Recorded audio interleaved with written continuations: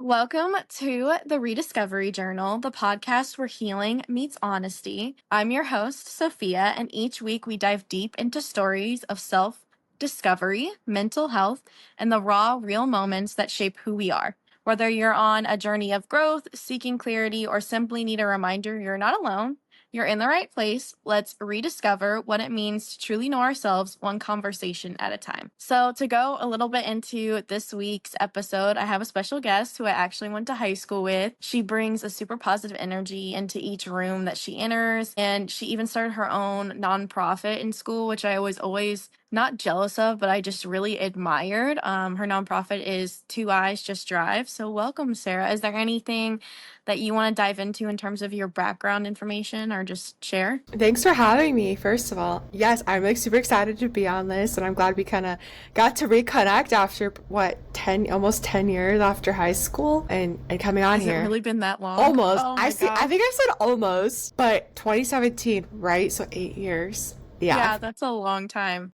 It feels as if it was yesterday, but also like it was a long time ago at the same time. I don't know how that's possible. And I still feel like I'm a teenager, so math is a math thing. But yes, I guess I could just jump into kind of that time in my life when Yeah. my family decided to start this like nonprofit. I remember I was 16. It was end of January of 2015. It had my license for about a week and a half. And I remember I got a text and I was like on a couple of sports teams and I had practice after school. And my mom's like, "Can you come home before practice?" And I was like, "That's kind of odd." I'm driving home and I get home and my dad is at home. There's some other cars in the driveway. Things are not normal. And my mom tells me like, "Hey, your Uncle Mark died in a car accident today." Like 9 a.m. this morning, it happened. From then, like, it just didn't really process like too much. Like I was coming home, I had like 5 tests tomorrow and sports practice. And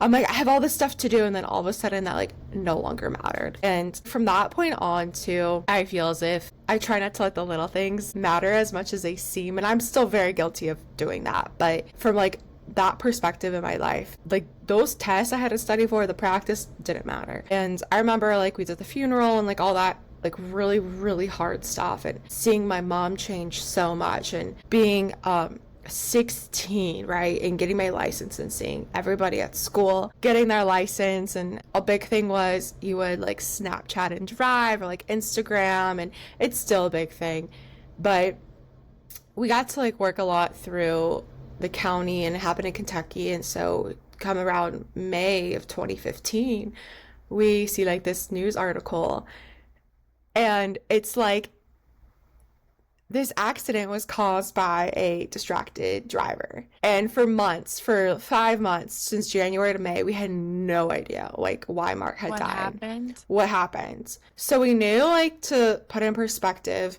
my uncle was driving his like white Silverado pickup down in Kentucky, and we knew that a semi-truck driver lost control, don't know how, hit a broken down car and shot across the median at 70 miles per hour and then hit my Uncle Mark, and it killed him instantly. And both sides of the highway were shut down for like hours. But like we didn't know like if it was a truck malfunction, if he was drinking. And honestly, texting and driving wasn't even on our radar at all. And, you know, it's the last day of school and I'm seeing this text and it's like, wow, it took, like, there's no easy way to decipher if someone's texting or driving. And in this circumstance, this semi driver got out of the car, deleted the text, and then like was just vibing. Like, he didn't even help my uncle or anything. Are you serious? Yeah. And so you start getting a lot of these coming into play. And at 16 years old, you're learning this information. My mom, like I said, was the like sole beneficiary. Like, she and my auntie were taking care of everything. So she'd be making constant trips to Lexington or banking or just taking care of like all the legal side. So That's a lot. And I saw her change so much, and I changed so much, and we were maturing. I was around people that just like hadn't been through loss. Like seeing someone who was your second dad, because he didn't have kids of his own, and so he was always around, just gone. Like, and just for no reason. Like we had no idea. And so when we found out that it was preventable, 100% preventable, it started to click. Like, wow, look at this person I know from class, like on their phone while driving, and like, oh, look at this person, like influencer. And even recently, like there was a car accident with like a famous musician that killed somebody in Nashville, and like we have no idea what happened, but like both lives are changing now, right? And Mhm. my mom and I were just kind of like, we should do something. Like, we're not gonna sit here on the couch mourning. Our whole lives change. Like, let's be active. Like, let's tell our story. And so, about a year to the day he passed, we launched our nonprofit called Two Eyes Just Drive. And honestly, just, like, our main concern was, and our main objective was just getting out the like Message. Mark's story, yeah, his message. Because at this point, like, you have to think the only things we were seeing on TV or like messaging for distracted driving were those like AT&T it can wait, and it's very sparingly.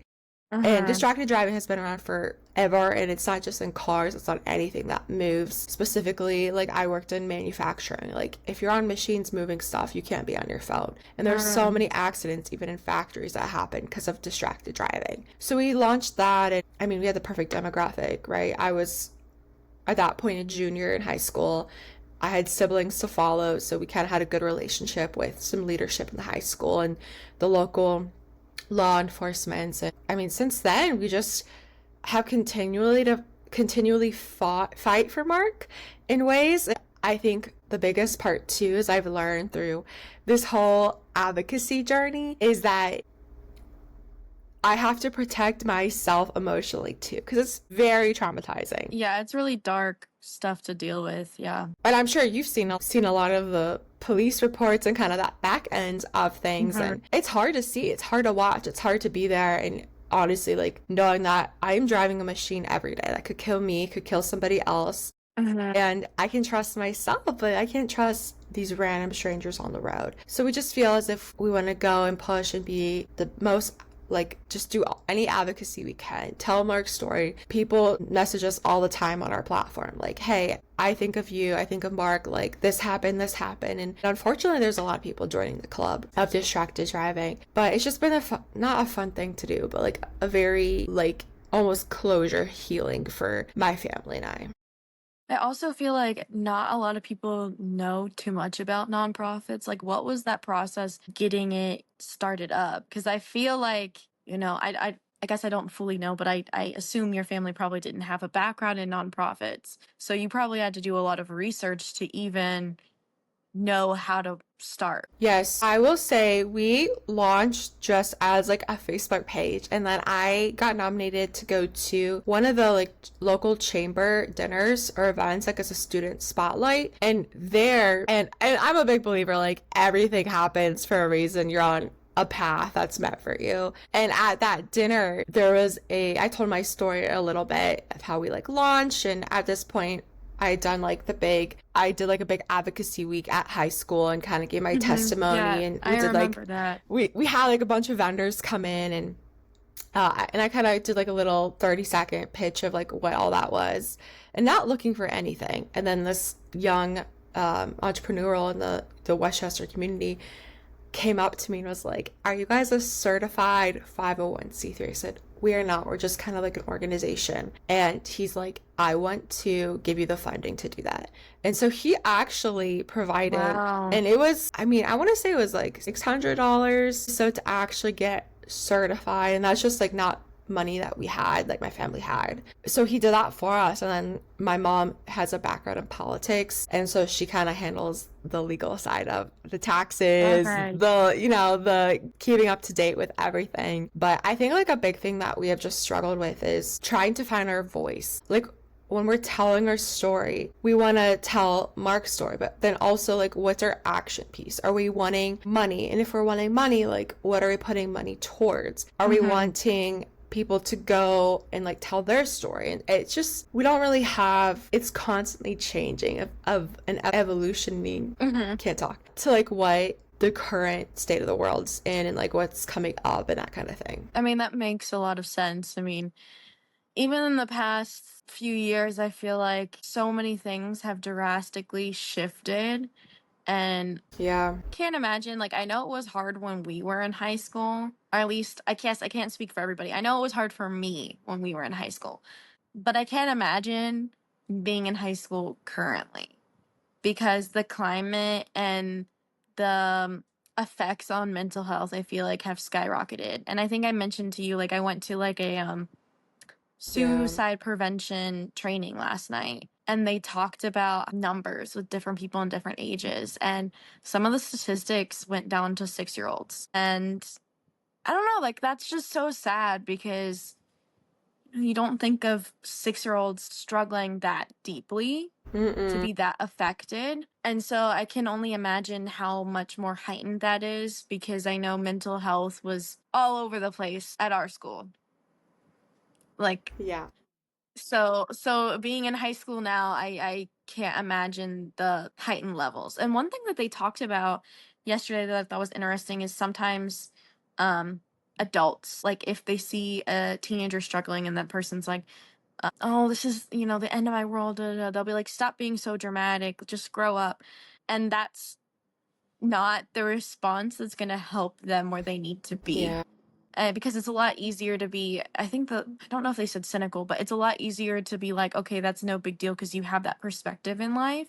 But when you're younger, everything's a big deal. And most people feel things very deeply. So even without saying the words of, an action someone's going to commit, you have to pay attention to what you're seeing and what you're hearing, and, like, situationally what's going on, in order to identify those factors. Because if you just pay attention to one specific aspect, you might miss something that could end up saving someone's life. Mm-hmm. 100% agree with that. And like, I think we all have our own mental health journey, and I think everybody should see therapists, and I will attest to that. Yeah.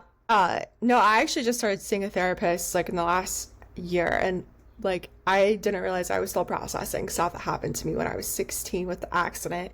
But my sister is going through a lot of mental health stuff right now, and it's making me very much open my eyes to like the degrees and levels of things, and how, and we were talking earlier, like you can say stuff with this intent and 8 people in a room are going to hear it, and there's going to be 8 different interpretations of it. And so yeah, I can't imagine these kids in high school now, and they call them like iPad kids too, and like just Yeah. constantly needing to be connected. Like the texting and driving thing, it's not like a discipline thing in my opinion. It is I'm addicted to my phone. It is an addiction. And Mm-hmm. so when you're growing up addicted to your phone, and then you start driving addicted to your phone, I think it's exponentially worse now than it has ever been. And people are so mean on the internet. So mean. Like, what are Yeah. you doing that you just sitting there trying to be hateful? Like, I don't understand it.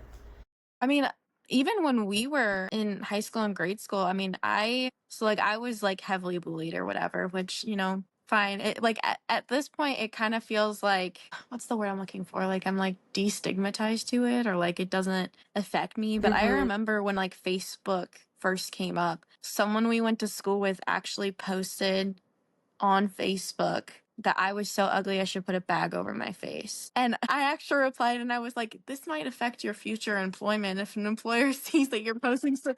Like, it hurt my feelings, but I was worried about them and their future. And right after I posted that, they deleted it. And my mom was like, why would you do that? Why are you thinking of them when they're saying something hurtful to you? And of course I was upset, because I had all these insecurities. I mean, I had friends at the time who were like, we like having you around because you're the fat one and you're the ugly one. So we all look skinny and pretty when we're around you. And you're smart, so we can, get your help with homework. And it really, shifted my self esteem of like how I saw myself, right? And so for me, I was just like, oh, well, it's another person who just agrees with this message. But also, like, I don't want them to ruin their future over something Yeah. stupid they said when they were 13, right? Like, we shouldn't, I mean, obviously there are ranges and there are some things that you should never say, but something like that, like, I wouldn't want that to affect someone's full future. And of course, obviously it stayed with me because I thought of it just now, but I can't imagine the severity point of where it's at now because people can just make fake accounts and send off Hmm. things that they wouldn't have the courage to say in person.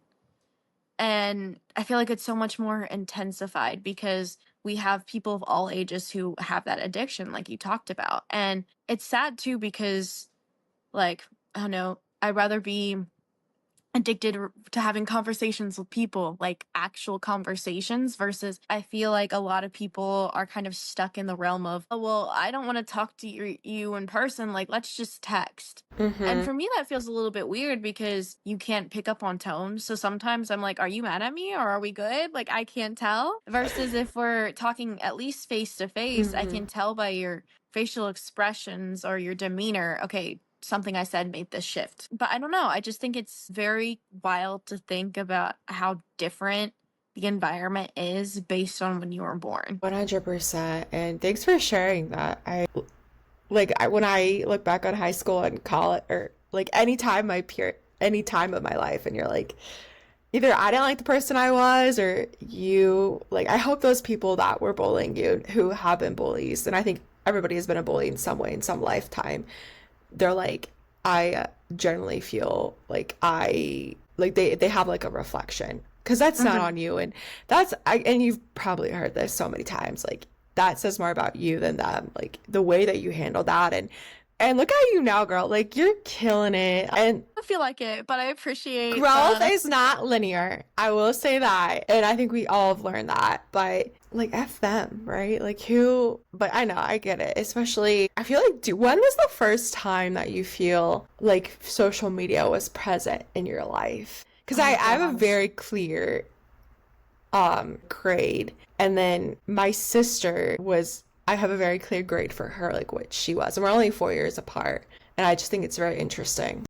Okay. I mean, I don't know if it was his social media, but maybe like phone aspects or like addiction to like phone, or if you didn't have a certain kind of phone, you weren't cool, would be like fifth or sixth grade. Yeah, that's what I remember too. I remember my mom let me get a Facebook in sixth grade, and my sister got an Instagram when she was in second grade, and my mom did not know about it.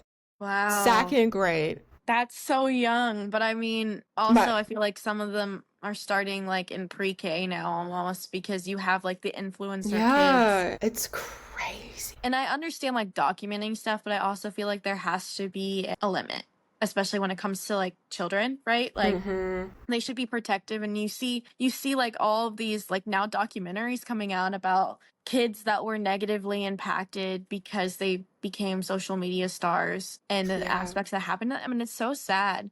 And I know everyone goes through their own trauma or struggles in life, so sometimes I feel guilty about being upset because I'm like, there's so many people who have it worse off than me, right? But also I think you have to consider yourself too and like let yourself feel things when you're upset, which is so hard to do because it's a lot So easier for hard. me to be like to someone else like you're valid, but saying that to myself or thinking it is like, Yes. I mean, I'm of course a work in progress, and I feel like I've come so much further from where I was in grade school and high school. But I also wish, like, I wish I would have been a stronger person back then. Because, oh my God, I'm getting emotional. But there's like people, Too. I can like feel like the stinging in my nose a little bit. there are people that I really like cared about when I was younger. And I let insecurity get in the way of like pushing for that friendship. You're one of those people, honestly, that I thought of where I was like, man, like Sarah is so cool. I wish I could be like Sarah, but I'd never be good enough to be one of Sarah's friends. Well, the thing is, that's all in your head, and we're friends now. Like, we're gonna text, and we're sorry, I'm also like tearing up a little bit. And like, that's the thing. Like, we're gonna like really reconnect, and we're going through like a similar life journey right now too. And that's why I reached out to you on LinkedIn, because I saw that we are going through like a similar period. And I was like, honestly, I haven't messaged or talked to Sophia in 10 years, but I just found in my heart that you are one of those people who is such like a genuine soul that, hey, if I message you and she doesn't reply, okay, but I felt in my heart like you were, and like, you have so much emotion. And every time I remember you from high school, I'm like, she just always is such a genuine person, and you always were like, I don't care what people think, I'm just gonna do me, and I love that. And even if you, Really? yes, and Is even that if you really the did, vibe that I gave off? Because I cared so much about everything. I think that's the energy. I was like, she's so genuinely herself, and like maybe at that point in your life you cared so much about everything, and that was who you are. Like, Hmm. so I don't know, that's why I just felt so comfortable messaging you like so many years later. No, my jaw literally dropped when you messaged me because I was like, wait. When you first messaged me, I was like, oh, that's sweet. And then when you were mentioned that we are in the same situation, I was like, Yeah. wow, how though? Because Sarah's so great. I can't imagine her Well, being in the same spot as me. I was thinking the same thing about you. And I think, like, to clarify, to people listening, like, we both got laid off like this spring. And it's so genuinely like we are both such overachievers. And most people you see get laid off are overachievers. They're used to like getting hundreds in classes, A pluses, going above and beyond. And then like when it comes down to numbers and budgets, nixed. And like that is so much to struggle with and internalize. And then I don't know like your exact situation, but for me it was like a hard cut. Like as soon as I got the call, like cut off from everything. And it's just like, why did I go so far and beyond for a company that at the end of the day was just gonna like not care at all and just completely nix me? And so I really found a lot of like healing and seeing your posts on LinkedIn and how like you're staying so active and not like letting this defeat you. And LinkedIn can be like a very icky place, especially Hmm. when you're 25, 26, a young adult who is 4 or 5 years out of college, and you're seeing people like figuring it out. And you're like, Hmm. I don't feel like I have it figured out, but Oh, yeah, I see so many people that we went to school with or even I graduated college with, and I'm like, oh my God, you're like a director now? And what am I doing with my life? Like, where am I at right? where I'm in the figuring it out phase? And I feel like, I mean, they probably feel like they're figuring out their position and their, role and stuff, but I think it's so hard. Like, I was talking to someone yesterday, honestly, and I said, we were talking about how I'm so tired of being the person who has to try so hard all the time. Why can I not be one of those people that things just come easy to? Yes. And I'm getting really frustrated with that because in college, I focused so much on school and like that was my emphasis. And I honestly like missed out on some really amazing friendships that I cared about because I was so concerned about, okay, I need to get this really good grades in this field so that I can get a really great job. And I put like 7 years into something, and look, this isn't my life path anymore. And I think that's hard to accept because I cared so much about it and I wanted it so bad, but it that's not where my journey's taking me right now. And I think it's so easy to compare ourselves to others and see things that we wish that we had that they had. Mm-hmm. Obviously, we don't, most of those people we don't know on the full level of everything that they're going through. And you could Right. seem the happiest person face to face or even online and it not be where you're at mentally. But it's so hard because, like when our parents or when our grandparents were growing up, right, you were married by like 20. And I've now passed that by 6 years because my birthday was last week. So it's hard to think like, oh, wow, okay, these milestones that were set up, I am missing all of them, it feels like. Mm-hmm. And I know everybody's life's trajectory is different. And like you said, everything happens for a reason, but it's so hard to believe in that when you're in the moments where things are really hard. 100%. And it's like when things are so hard, like sometimes it's hard to find something to hold on to, right? And that's something that I feel like I don't even know what to say right now. Like I think that's what a lot of people are feeling right now. Like just in general with the, Hmm. like I was saying, my sister, I think it feels very similar, layoffs. And it's like, yes, they're gonna seem really, really hard, and it's hard to come out of that, like that depressive state. And like people are telling me things, this keeps happening to me, and like when do you not take it personally? Like how do you not take something personally like this, right? And then I also think like I have a trouble on the like other side of it too, where it's like once I get out of those hard times, making sure that I am feeling life and being Hmm. like, I'm living intentionally in here. Like a year ago, maybe I wasn't happy in XYZ, And like now that I'm living the life I want to more live, why am I not living it more in the moment? And so I struggle with both sides of it, if that makes sense. Yeah, no. I think it's also really hard, like in moments like this, for to not let the insecurities creep in. I full blown, so I was at dinner with someone last Friday. It was a really great dinner, and I kind of got emotional because, you know me, I'm an only child. So I feel a lot of like I'm my parents' legacy. I need to be great or they made me for no reason. And it's nothing that they've ever said. It's all in my own head.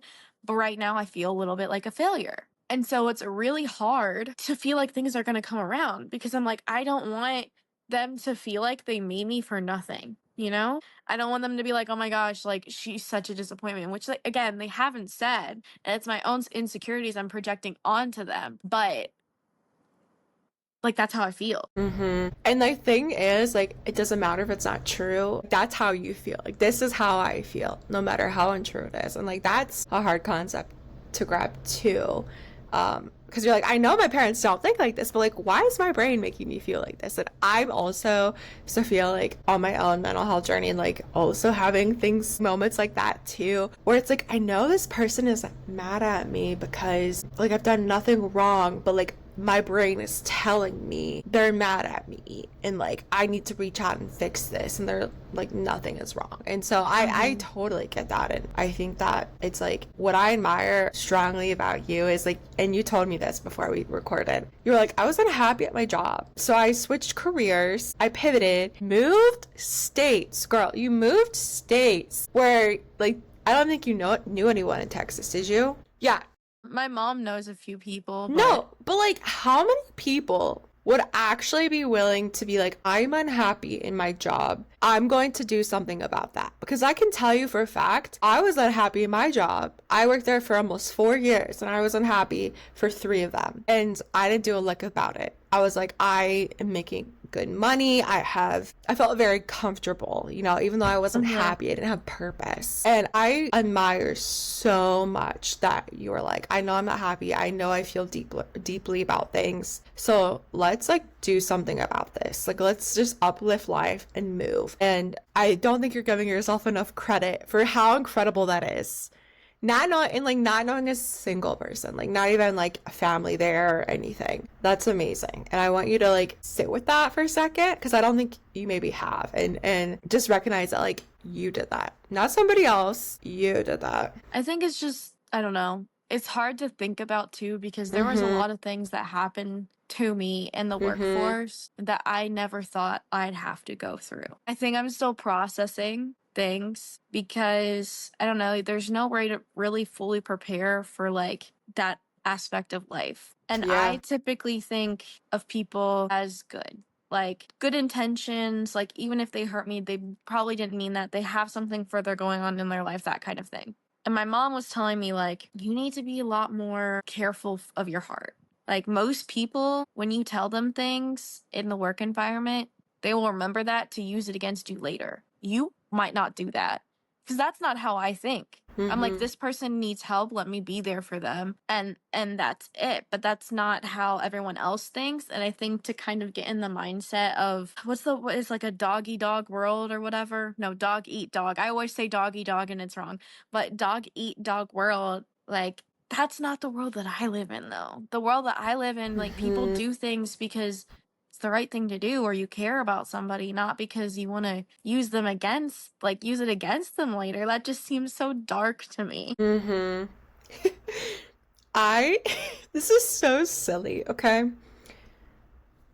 So my boyfriend is obsessed with the Reds, and we have been to probably 10 games so far. And you know, when a foul ball is hit and everybody goes for the foul ball, I have seen so many people show their true colors when those foul balls are shoving, kicking, grabbing. And it's like, in my world, how I grew up, what I believe in is like, if I get a foul ball, I'm gonna give it to the little kid next to me. Like, I don't really care. Yeah, it's like, a ball. it's a ball. And I get it's a little different if it's like a home run ball or whatever. But to see like grown adults towering over kids and getting these balls, I'm like, And so I think that kind of goes into Mhm. what you were saying. Like, you want to have the best intention for everybody and you want to do the right thing. And like, that's forefront is like how people feel, how people are, like making sure other people are living their best life. And like, I'm like seeing this too. And it's kind of all putting me in perspective. Like, everybody's out for themselves. Like, whether Yeah. we want to believe the best, by the end of the day, the majority of the world, I think, is out for themselves. And I've also been burned, like you were saying, about oversharing. Like, would you say oversharing in the workplace? And that's hard to do. Like, it's hard not to do. I'm sorry. And I have been burned by getting it to the wrong people or Yeah, I using think it's so against me. hard because my mindset's like, oh, this person's nice to me. They want to be my friend. That's not how other people think. It's just a whole different world and environment that I think I'm still adjusting to because I think we talked about this earlier. Like I'm very much like I'm who I am like all the time. I don't shift who I am based on who I'm talking to. And so it's different because I know other people are like that. They might be one way with you and another way with me. And if that's the type of person, it can be really hard to know intention. Or I might think I know them and I don't know them at all. But one thing I also want to talk about, so I saw that you were like involved in the creation of the Northern Kentucky Adult Women's Fast Pitch League. Yes, Can you yes, tell me about this? yes. Um, I've always been like and I think through our conversations, like a self-starter, like entrepreneurial kind of mindset, and that's what I went to college in. You know, I have my nonprofit, my league, like I'm a business owner, like all kinds of different stuff. And so being an athlete growing up, and I played recreation like softball, basketball. Excuse me. I played a little bit of club softball through college and I was like a pitcher. So I am nowhere near the degree of the College World Series pitchers, but I have a couple pitches and I can kind of move it around and it's fun for me. So when I graduated college and I was trying to find my sense of community after college, which is Mm, so hard to do, right? And you yeah. feel that like 8 months after college, moving, no matter where you move to, is so hard. Self-discovery, living on your own for the first time, like no one sets you up for everything you're gonna face. And I was like, I don't know what to do. I was going through a terrible breakup. And I was like, okay, I can always rely on sports. So I signed up as like a free agent for one of the local co-ed softball teams here. And I got involved through like the recreation department and it's like a law ball. So like every ball comes in, it's a strike. You hit it. There's no stealing. There's no like walking or taking strikes or pitch placement. And I was just kind of missing like the fast pitch aspect, the women camaraderie, Competitiveness. competitiveness. And like, don't get me wrong, slow pitch is extremely competitive and I would say a little too competitive. But I was just missing that like girlhood. So Mm. I was like researching and they had like a fast pitch league up in Columbus, which from me is about 2 hours away. But I was like, there has to be something here. And I saw like this girl in Kentucky was trying to get something started. So I messaged her and I was like, hey, like, are you starting a softball league? And she said like she tried to start one the previous year, but it failed. So I was Mm. like, let's maybe collaborate. And we like met up and like we are both pretty like natural leaders, I'd say, and we both are very connected within the community. And so within like a couple of months, we were able to find enough women to start like the softball league. And we just started our third season of fast pitch and it's so fun. You have catchers, pitchers, you have stealing bases, we have umpires. We are just like, it's what's most rewarding to me is that we have women who are, you have to be 16 to play. But we don't have a lot of like 16-year-olds, but we have a couple who are like, I don't want to play in high school, but I still want to keep the love and joy. You have people from 16 up until I'd say like 55 coming to play with us. All Mm. of them have been athletes. Some are moms, some are doctors, some are um, like married, unmarried. Like you have so many different people with so many different backgrounds who just like love to play softball and they make it a priority to come out on Fridays and play with us. And like just to see the spark of like that little girl athlete coming back to life is insane. And it's really fun when they bring their children in and they're like, look at mommy, like bad. And even my boyfriend's like, oh my God, like this is crazy. So it's just a good time. And we try to keep it light and fun. And so, yeah, we've started our third year. Go. But our biggest thing is we just try to keep costs low so people can play. Mm-hmm. And we have about 80 women involved in the league Oh, now. So we that's still, exciting. yeah, it's really exciting. So thanks for bringing that up. Not a lot of people ask me about that, and I genuinely really love it. Yeah, yeah, I like dove into it and I was like, oh my goodness, what Yeah. isn't Sarah involved in? Like, I feel like you're a part of so many different cool things. And right now I'm like, what am I involved in here in Texas? Like, I joined the Project Management Institute, but I haven't had the opportunity to get super involved in that Mm-hmm. yet. So I'm still kind of figuring out my place. And also, I'm just at a point where I'm like, I don't really feel like I know myself. And I've never been good at sports. Like, I don't know if you remember back in the day, but like in gym class, whenever we played kickball, like I would like miss the ball when we did volleyball. I was one of those people who would either, again, miss the ball when I'm serving or I would hit it backwards. Like, I'm just not meant for the sport life. My Okay. parents tried. Like, I think they got me a soccer ball, and again, I can't move and kick the ball. I can't dribble and walk at the same time or run. Like, it's just not meant for me. So I really admire people who are actually good at it, because I was like, man, if I could be naturally gifted like that, that would be great. But Yeah. I think I'm one of those people where no matter how hard I try, we're It's just not going anywhere. that's okay. I admire you for trying. Like that's all I ask is like if you don't like a food, try the food once. And if you don't like it from there, we're good. So I don't remember that though. I don't know if we had gym class together, but that's like my sister. My sister's not an athlete, and so I was envisioning like what she does is similar to what you do. Yeah, I also remember there was this one time because like so for elementary school, I went to Cherokee for a little while and then I went to Van Gordon. Hmm. And one time when we had gym class, there was one particular person who was super athletic, okay? And they were running, and I think they were trying to catch the kickball or something. They ran into like a cement wall, and like they had to get taken to the hospital, and they were taken out on a stretcher and everything. And then I thought to myself, man, if like that can happen to an athletic person, imagine if I was the running, it would probably have been even worse. Like, yeah, I mean, I'm so clumsy that Honestly, though, that like gym class any year, like elementary, junior high, high school, was like even for somebody who was an athlete like me, I hated it. Like it was really. not fun. Like I just want to go and chill and vibe and I don't want to have to change clothes, rechange clothes, like get all sweaty.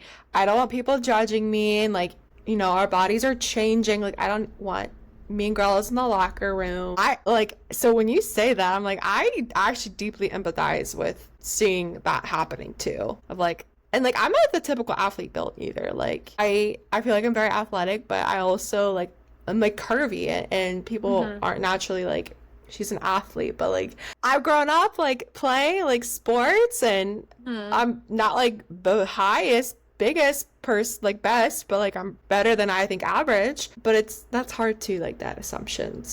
I would say better than average is if you can even hit a ball. So you're probably like way better than average. And like, above average. Like I can't even sometimes if the ball's like even on like one of those things they do for the kids Like the where no one T. throws it. Yeah, I'm like even then sometimes we miss. I love Like that.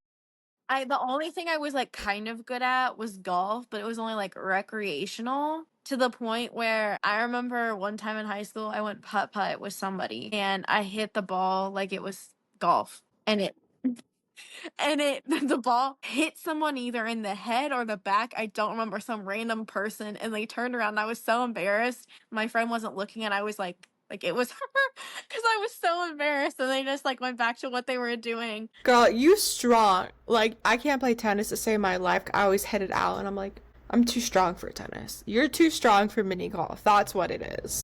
I have to really like hold back on it and I'm like I Yes. can't figure out the strength level because it's either barely moving or it's a blasting off. So Yeah. there's got to be in between. Oh, one question that I've been trying to ask every person that I have on of like what era do you think you're in? So like I'm in my pivoting era. What era do you think you're currently in. First of all, are you a Swiftie? Is that what, Like a Taylor yeah, Swiftie? is that what the era came from?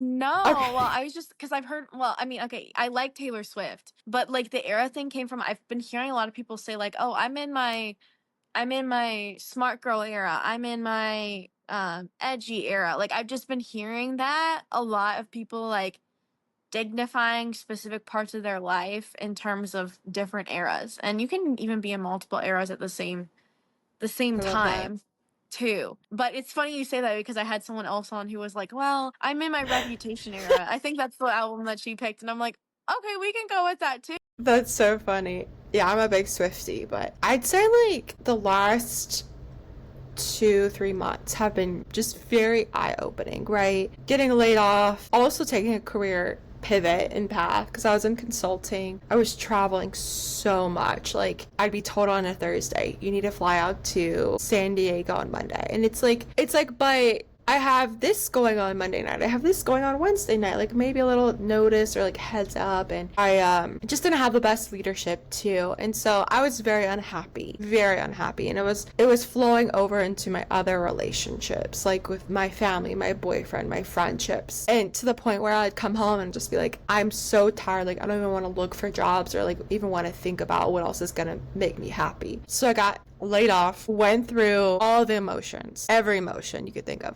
I'm not a big crier, but I'm working on feeling my emotions better. And so through that, you start crying more. My partner, like this was kind of our first big obstacle together. Like he has been my rock and he has been giving me the safe and psychologically safe space to like really feel my emotions and figure out who I am. And so it's like I'm trying to enter my purposeful era or like my Mm. happy era. And I recently, like I guess I'm being selfish and putting myself first now. I realized I was allocating a lot of time to other people, a lot of other people's emotions or feelings, etc. And so now I'm like, I need to do what makes me happy for me and kind of keeping things private until I want people to know. And Mhm. everybody has an opinion about everything. And you hear so many people when they're planning weddings, like, do not tell anybody about details because everybody's gonna judge. Everybody has an opinion. And that's kind of Really? how I feel right now. It's like everybody has an opinion and I want to figure out what's best for me. And I recently had an opportunity to invest in like a small business and I didn't really tell anybody besides my partner and myself.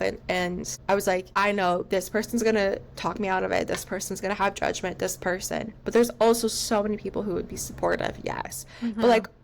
what do I want? What do I Mhm. want out of this? And then I signed for a new job and like a different career path that I wasn't in and starting at the end of the month. And it's like an event planning job. So you're kind of working Cool.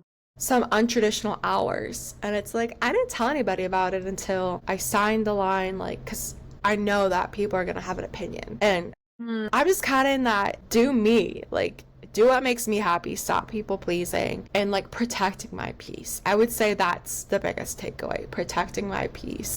Well, I also don't feel like I feel like the conception is that it's selfish to think of yourself, but we also live in a time where everyone is thinking of themselves. Mm-hmm. And so, in order to make yourself a priority, you do have to consider yourself. Mm-hmm. I know I've been in situations where I can relate, where I've put other people, I've been there anytime, day and night, call me, I'm there, I'll drop whatever I'm doing for you. Recently, though, I've been kind of reflecting, and some people are asking me, okay, but like, if the roles were reversed, would they do that for you? And I'm like, Yeah. most of these people that I have made these sacrifices for, I don't think would have done that, even in the time where our friendship has been the strongest. And so I'm trying to work a lot more on identifying people to be a part of my life who won't force me into things that I'm not comfortable with I like that.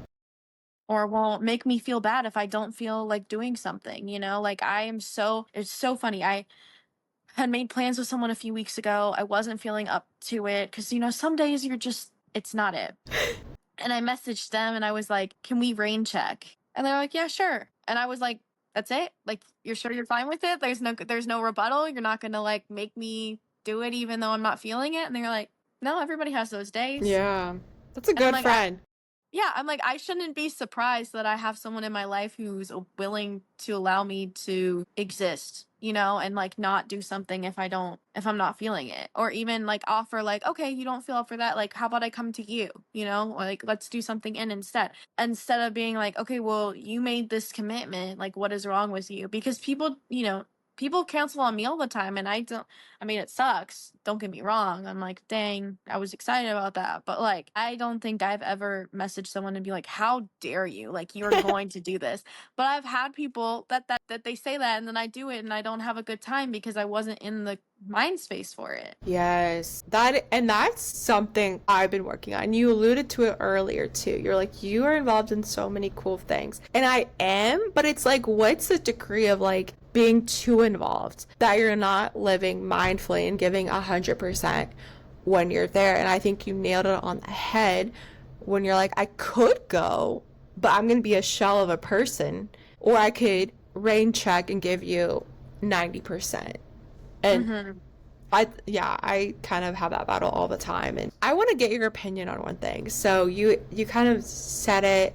I don't know if it was before we recorded or not, but you were like said something about building relationships over text. I think maybe when we were chatting about mental health. Have you seen yourself grow in like a way or like move towards that? Because for my own journey, I'm like, I used to be, before I got laid off, I was like, would create relationships over my phone. Like I had the time at work, like, you know, to text people, and like then I got laid off and then I was on a grind and doing so much with life that I just didn't have the time or capacity to reply over text. And instead, like I try to show up in person more and like give 100% more in person and be more mindful and off my phone. And I feel like some people take that personally now that it's like I've transitioned away from texting but more in person. Do you Mm. have you ever had that kind of switch or transition? Gosh, so since I've like moved states, it's really hard to see some of my friends in physical person. Sure. I have a lot of friends in Ohio now. I have friends in Georgia, and now I have friends here in Texas. And so some of my friends, they have such hectic lives that we can only maybe schedule FaceTime once every few months. And so we try and text throughout or just send like Mm-hmm. messages here or there to, you know, still keep that communication in place. Also, I have some like I'm the person, especially right now, you know, like I don't have as much structured time. So I've always been really quick, I think, at responding to people. Like I hate when I'm left on red, so I try not to leave people on Mm-hmm. red, but I appreciate more a verbal conversation or prefer in person. But right now, like I said, that's really difficult Yeah. because I have a lot of friends who that isn't possible. But I also try and meet people on their level. Like I have some friends who makes them incredibly uncomfortable to have a phone call or a FaceTime. And so even though it's something I would prefer, since it's something they would not, I try and text, even though I don't like it as much. You know, you have to. Are you people pleasing with your friends? Like, cause they could do the opposite though too. Do you see what I But like? yeah, but I think it's so hard because you have to meet people on their level Yeah, sometimes, right? And yeah. if it's like there's one friend that I've made here and like I see her in person, but when it comes to communication, not in person, she prefers text. And you know, she makes an effort with me. It's double-sided. So I'll meet her on that level of text because she also puts in the effort. She also will text me. I'm not always the person reaching out first. And I think that that's one thing I've been trying to navigate is how to meet people where they are. I like that. And not just meet people where they are and let them fully control the situation and bending to everything that they have, but within limits, right? Like, okay, relationships are very give and take. And so, say you respect one thing that is a comfort zone of me, okay, I want to make sure I give that back to you. Mm-hmm. And I don't want people to feel like I'm trying to change them because I know in the past I've had friendships where I've kind of put my point of view on others, or sometimes I have a hard time understanding why someone would think a specific way because that's not how I would think. And so I'm trying, even though it's extremely difficult, I'm trying to see people as who they are and meet them where they currently reside because I know what it feels like when you're made small or people try and change you, I don't want people in my life to feel like I'm doing that same thing to them. I know it's like a super long question No, and I didn't really, love that I mean, answer. response. It didn't fully answer it, but I really just feel like it depends on the person and the relationship you have with them for That me. I love that you're like, I'm seeing effort both ways, so I'm gonna meet them where they're at. Yeah, like there's some people where, you don't talk for a while and then one of you reaches out and then it's great and you're conversing. There's other people where every time you're the person and it's like Mm-hmm. pulling teeth to get a conversation. Mm-hmm. And so even though I do care, I'm having to force myself to pull back a little bit because I think if someone cares about you on the same level or at least a decent level, you shouldn't always be having to be the one to start that conversation or to be the one making the plans or having to really, really fight to continue on a conversation. Like, I shouldn't have to beg you to not be on your phone when I'm spending time with you. 100%.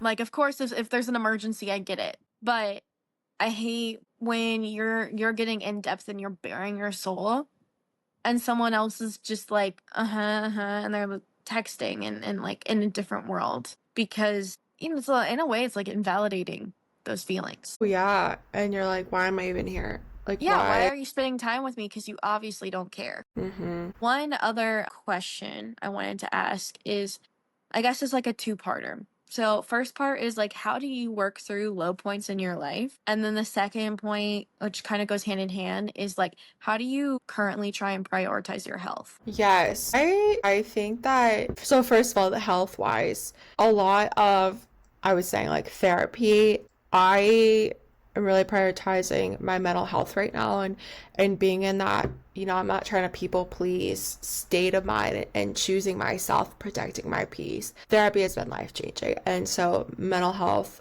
I'm there. Spiritual, I believe in God. I talk to God, I pray. And then physical, I have just like this summer is my season. So almost every day I'm playing sports, or if I'm not playing like softball, like recreation softball, volleyball, basketball, like we're playing pickleball or golfing, or I've been into swimming lately or just like walking. Just, I think movement is medicine, especially as we start to get older. Like you have to have mobility. And I've seen it so much where people just don't move and they lose it, right? But Mm. I think that's so important is making sure like every aspect like health wise is there. And then this is like fun too, but like starting my new job soon, I'm just trying to get more into like meal prep because and Yeah. seeing food as fuel. That's all it is. It's just fuel. You can have anything you want just in like moderation. I think that's something that I'm learning is like my relationship with food and kind of rediscovering that. And so that's kind of my health journey right now. But honestly, like when I'm in points of low, what I like to do is journal. And I'm a huge journaler. And I've noticed that I only journal when I'm sad. Really? I don't journal when I'm happy. And it's like, well, I'm happy. Like, I don't need to process these thoughts. Girl, you need to process them. So I've journaled in college. I went through like a little depressive episode and I started like the wall of, what do I call it? Like the wall of good or something. And like every day before I went to bed or like in the morning, I'd have like 5 sticky notes and I have to write like 5 things that were good about that day. And it literally could be I had a good interaction with the barista at Starbucks. I took a different way home today and got to experience like the sun, like just little microscopic things. And I think that's really helped. And then like also I know myself where if I'm also in a really down period, I need to get away from social media. Mm. And so sometimes I even delete like Instagram. Honestly, the worst social media has been LinkedIn.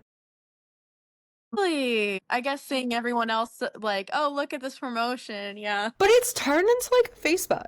Like I don't wanna I don't know, it's just turned into like an interesting like people are posting about their kids and I'm like, I get it. Really? I at least my LinkedIn is. Like I have a lot of I'd say older adults, like 40s, and they're always like, oh my Susie Q went through this in life and this is like a good thing that you can take into the workforce. It's like I get it, but And I've heard like people are starting to find partners on LinkedIn. I'm like, this is What? hilarious. Yes. And then they have LinkedIn games. Like it's the Oh, I do addiction. like the games though, I'm not gonna I lie. do too. I do too. I do too.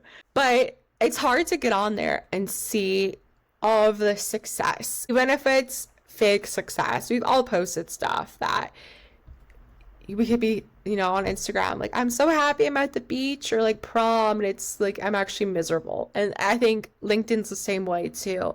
But it's just hard to get on there sometimes, especially in like a transitional period of, wow, I've been working my tail off applying for jobs, Hmm. interviewing, getting rejected, and then you see the candidate who actually got picked over you, and it's like, why am I not good enough? Like, what is it about me that you chose that person over me? And so comparison is the thief of all joy, but I think that it's It's so hard equally, not to compare though. it's so hard. And like I had a period where I was went through like three interviews, all in person, and for three different companies. This happened three times in a row. I came in person, and every time I'd get like just initial interview, mid senior level candidate interview, and then they'd interview me with like the C-suite. And everyone's like, oh, if you're at that C-suite level getting interviewed, basically the job is yours. And it's like, you want to believe that, but also like you have to keep the competitive Door edge of open. the job market. And then like 5 days later, sorry, we went with an internal candidate. Three times in a row that has happened where I've gone through the final stages and they've gone with an internal candidate. And it's like, that's hard for me. Yeah, I mean, I had like I was supposed to have an interview and something happened, so it was going to get moved. I reached out to her Yeah. and she was like, well, my mentor recommended someone. It's all about who you know, too. And that's the unfortunate part. And I was like so excited about this role too. Like, and I'm like, dang, to not even get an opportunity, like that sucks. I'm super happy for the person who got it, because like good for them. But it sucks when you're on the opposite end and like things don't work out. And the thing is, everybody wants it like so bad, right? And it's tough. No, it is tough. Especially when you start to see yourself like, okay, in a role, right? You're like, oh my gosh, I'm so excited about this company, oh my goodness, Right? this role seems like it would be fit for me, and then it doesn't work out. You're like, okay, cool, cool, cool, cool, cool. Another thing I wanted to ask you though was, I know for me sometimes I have those moments where like I want to do one of my hobbies or do one of my things, but mentally my mind's like, let's just go in bed and take a nap. How do you like force yourself to get out of that mindset and be like, no, we are going to do this right now because this is going to be good for us mentally instead of just Yes. burying? I will say it's hard for me right now because I also similar, I don't have like a super structured schedule.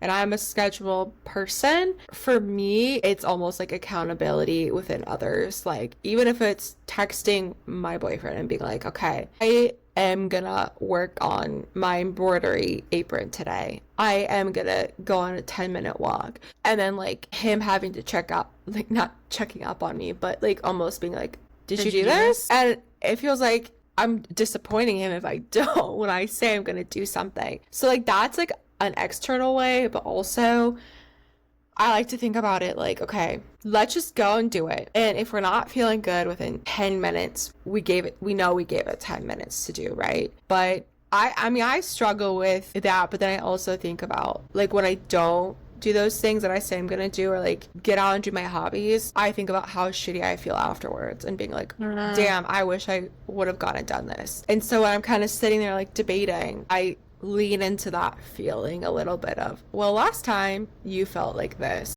Hmm. Yeah, I think that's, but I'm also very much struggling. And like, even I'm a morning person and I can't get out of bed till 7:30, like 8, like recently. And I will wake up at 5. So, Oh gosh. Yeah, I just like I feel myself getting very much in like the okay, I really want to do this, but my mental capacity right now, I'm like the idea, and it sucks because that's how I felt in Georgia for a little while, was like the idea of doing things that I actually like to do seems crippling, or like not impossible, but it's so hard to get into it and feel like the same feeling. yeah. One final question for you is, do you have any final thoughts or things that you want to share? Um, Well, this has been so fun, like honestly, and I think we're being, a young adult, like in their mid to late 20s, you're going through a lot of life changes, and especially just like I feel like there's almost this pressure of you're 4 years out of college, like you should have a better grasp, like that kind of grace period's over, right? And I feel like a lot of pressure. But I just want to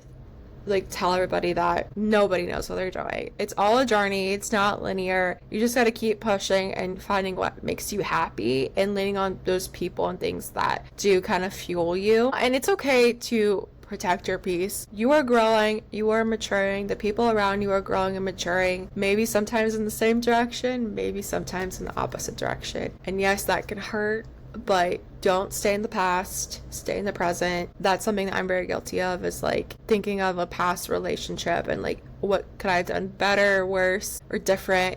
And it's like, but that's like, why am I spending so much time thinking about the past? Like, you can't go back and fix it. It is what Mm-hmm. it is. And I would say like that's been a huge help too, is when I do get in my head, I need to like go for a walk and try to like, I try to disassociate a little bit from my phone too. And I know the music can help, but sometimes you just need to put that down. But I think everyone's doing great. Like, it's been so good to catch up. And like I said, I'm a firm believer, everything happens for a reason, even if it might not feel like it. Cool. So I'm gonna just do my little extra now, and Do it, girl. I'm so bad at this aspect. It makes me feel really uncomfortable, but here we go. Thank you for joining me on this journey of rediscovery. If today's conversation resonated with you, I'd love for you to subscribe, leave a review, or share this episode with someone who might need it. Remember, oh, and you also said this, so this is really cute. Healing isn't linear, and growth takes courage, but you're never alone. Let's keep conversation going. Follow the Rediscovery Journal on Instagram at the Rediscovery Journal and connect with our community. Until next time, keep exploring, keep growing, and most of all, keep showing up for yourself. Thank you.